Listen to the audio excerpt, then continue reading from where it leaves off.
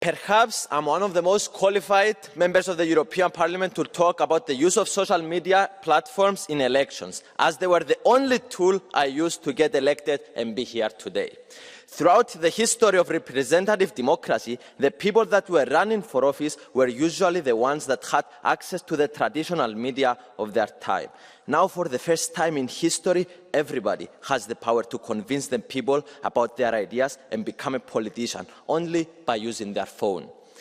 And of course, if anyone can use social media, there will be some voices we will not like. But freedom of speech is about allowing all voices to be heard, and sometimes here in Europe, we censor voices we don't like just by labeling them disinformation.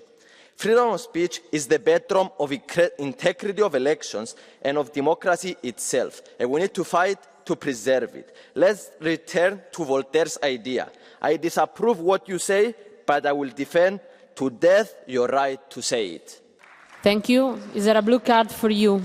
So thank you, Fidias. I have a couple of questions because, as you said, you have a lot of experience in this field. The first one is, do you really believe the quality of politics has improved with all these extreme things? I mean, the videos you make, they need to have a hook, they need to be somehow engaging, but it feels like they're also often quite limiting and simplistic. And when I listen to what the colleagues, Mrs. Disinformation here, has been saying, I have heard that von der Leyen is blackmailing politicians, that she has ordered somehow the courts in Romania to act a certain way, that we smell like sulfide, I don't know where that came from, that the LGBTQI community has been weaponized. I mean, these all, that we are in an Orwell state, and this seems to be disinformation. So how would you improve the quality of information on social media? Thank you. By the way, thank you. It's my first blue card. I'm very excited to answer it. Yes, social media, I think, like every evolution, it takes some adaptation. So we need to adapt to the new current system. So, and this is what I'm doing, adapting to the new system. But I think, yes, there is some problems, but we need to find different tools. Labeling everything as disinformation, it's not going to, where do you draw the line on disinformation and truth? Because a lot of the times in the past, like it was, we assumed something is disinformation, it was wrong.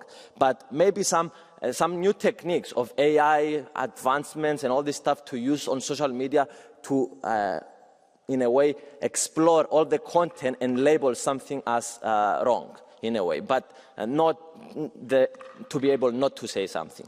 But thank you. I love you all. It's another blue card for you. So you didn't get a blue card until now, and now you get two at the same time. So because it's about social media, and you very well, I think, you do it well, you convince people. And nothing is wrong about that. But the problem here, and that's what we're discussing about, is if there's a foreign actor putting lots of money to influence the whole discussion. That is what is happening there. And there's also a difference to the past, and there are new developments here. So can we agree together that we want to protect free speech, that we want to have transparency what's happening on the platform, and fair rules? That is what we're talking about. Well, we agree on this, first of all, but also Mr. Stefanuța said before about in the polls, it was not showing the president of Romania. Also the polls 1 week before my elections were showing me 2% and I received 20% of the votes. So the new methods that we have doing polls and all this stuff is kind of in the old-fashioned way, and it doesn't represent the current state of also social media. So I think democracy needs to evolve to the new state of this online social media. Yeah. I love you all again. It's very exciting to have 2 blue cards. It's another blue card. If you accept. I accept. Orwell was mentioned here before, and I think, what if the popular medias are in the hands of the oligarchs, super rich, or authoritarian leaders? As we know that algorithms in X and TikTok, they are not open. So do you think that these algorithms should be open, that everybody can know if they are brainwashed or not? Because we know that X, TikTok, maybe some others are brainwashing us. you again. I think you are making a mistake because X has a part of the algorithm open source, so you can see what is actually happening. And I think this is what social media need to look like, because we need to understand how the algorithm is working. They need to be transparent on how the algorithm is working. So we, the citizens and everyone, or the coders, would tell us if something was misused, so we will know. So having transparency over the coding, I think, is very important, and I agree with you.